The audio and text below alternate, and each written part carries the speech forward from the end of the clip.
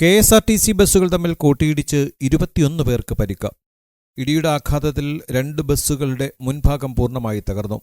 സ്റ്റിയറിംഗിനിടെ കുടുങ്ങിയ ബസ് ഡ്രൈവറെ അഗ്നിരക്ഷാസേനയെത്തിയാണ് മുൻഭാഗം വെട്ടിപ്പൊളിച്ച് പുറത്തെടുത്തത്.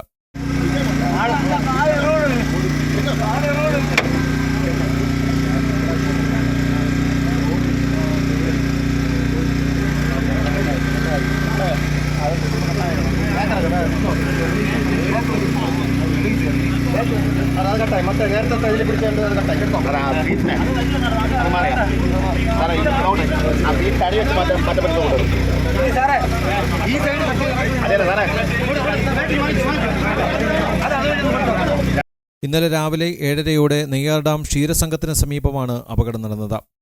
അമ്പൂരിൽ നിന്ന് കാട്ടാക്കടയിലേക്ക് വന്ന ഓർഡിനറി ബസ്സും കാട്ടാക്കടയിൽ നിന്ന് നെയ്യാർ ഡാമിലേക്ക് പോയ ഫാസ്റ്റ് പാസഞ്ചറും തമ്മിലാണ് കൂട്ടിയിടിച്ചത്.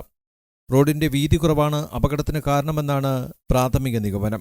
ഇവിടുത്തെ ഈ ആക്സിഡന്റ് നടക്കാനുള്ള പ്രധാന കാരണം ഈ 10 വർഷത്തിന് മുമ്പേ തന്നെ ഈ റോഡ് അത്ര ഇടിഞ്ഞ് താഴ്ന്നതാണ്. ഇതുവരെ അധികാരികൾ ആരും തന്നെ തിരിഞ്ഞു നോക്കുന്നു. ഇത് പല പ്രാവശ്യം ആളുകൾ ഉപദ്രവം നടത്തി എല്ലാം ചെയ്തു. ഒരു കാരണവശാൽ ഇനിയിപ്പോൾ ഈ 2 ആക്സിഡന്റുകൾ നടന്നാലും ഇത് തിരിഞ്ഞു നോക്കേണ്ട പരിപാടിയില്ല. ഇത് താഴെ പോയ ഒരു 40 അടി താഴ്ചയുണ്ട്. ഈ താഴ്ചയിലേക്ക് പോകാനുള്ളതാണ് ഈ വണ്ടി. പിന്നെ വണ്ടി എന്ന് പറഞ്ഞാൽ ചിലപ്പോൾ സ്പീഡായിരിക്കും, സ്പീഡ് കുറഞ്ഞിരിക്കും. അത് സാധാരണ. ഇപ്പൊ ഈ ആക്സിഡന്റ് നടന്നിട്ട് എത്ര സമയമായി അതിന് തിരിച്ചെടുക്കാൻ പോലും കഴിയുന്നില്ല. അപകടത്തെ തുടർന്ന് ബസ്സിനുള്ളിൽ സ്റ്റിയറിംഗിനിടെ കുടുങ്ങിയ ഡ്രൈവർ വിജയകുമാറിനെ അഗ്നിരക്ഷാസേനയെത്തിയാണ് പുറത്തെടുത്തത്. ഇദ്ദേഹത്തിന്റെ വലതു കാലിന് പൊട്ടലുണ്ട്. ഫാസ്റ്റ് പാസഞ്ചർ ബസ് ഓടിച്ചിരുന്ന ഡ്രൈവർ അമ്പലത്തിങ്കല സ്വദേശി നാഗരാജനും പരിക്കേറ്റു. ഇരുവരും മെഡിക്കൽ കോളേജ് ആശുപത്രിയിൽ ചികിത്സയിലാണ്. കണ്ടക്ടർ ആറ്റിങ്ങൽ അവനമഞ്ചേരി സ്വദേശിനി റീനയ്ക്കും പരിക്കേറ്റു.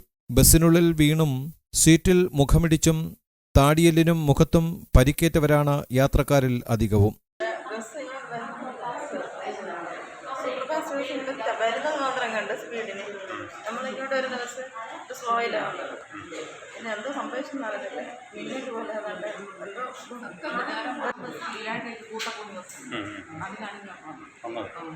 പെട്ടെന്നായിരുന്നു സംഭവം അല്ലേ? അതിനുശേഷം എന്തായിരുന്നു?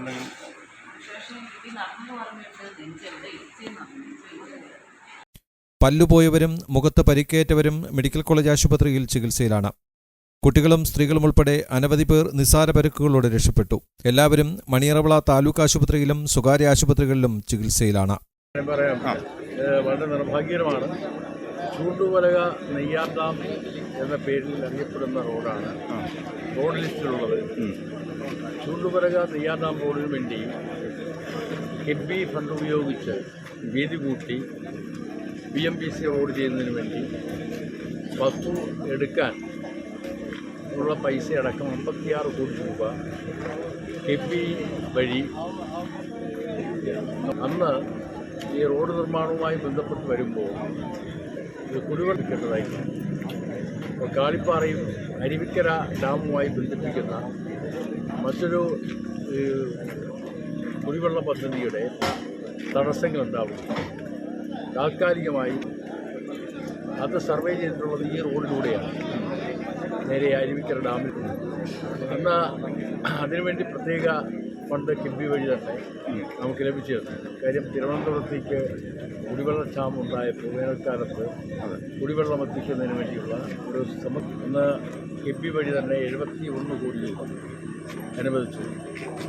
അപ്പോൾ 2 പ്രോജക്റ്റും നടപ്പിലാക്കണമെന്നുള്ളതുകൊണ്ട് ആദ്യം നടപ്പിലാക്കേണ്ട പ്രോജക്റ്റ് വാട്ടർ പ്രോജക്റ്റായിരുന്നു. കുടിവെള്ളമാണ്. റോഡ് നിർമ്മാണം കഴിഞ്ഞതിന് ശേഷം പ്രോജക്റ്റ് നടപ്പിലാക്കിയ വീണ്ടും റോഡ് കുത്തിപ്പൊട്ടിക്കരുത്. അപ്പോൾ അതുകൊണ്ട് അത് നടത്താമെന്ന് കരുതിയാണ് അതിൻ്റെ നിർമ്മാണ പ്രവർത്തനം ആരംഭിക്കുകയും ചെയ്തപ്പോഴാണ് ഈ തർക്കമുണ്ടായത്. താൽക്കാലികമായി നിർത്തിവെച്ചു.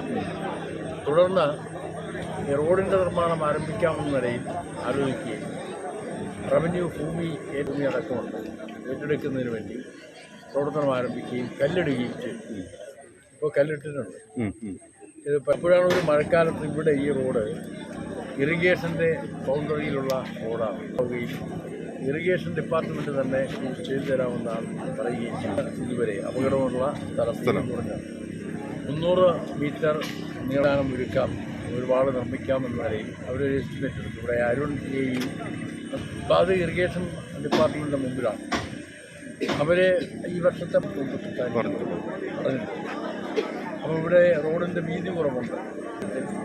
ഞാനടക്കം വന്നപ്പോഴത്തെ പോലീസും എല്ലാം കൂടെ വന്ന് പഞ്ചായത്ത് പ്രസിഡൻ്റൊക്കെ ഉണ്ടായിരുന്നു. രേഖപ്പെടുത്തുന്ന ചില സിമ്പിൾസ് ഇവിടെ നൽകി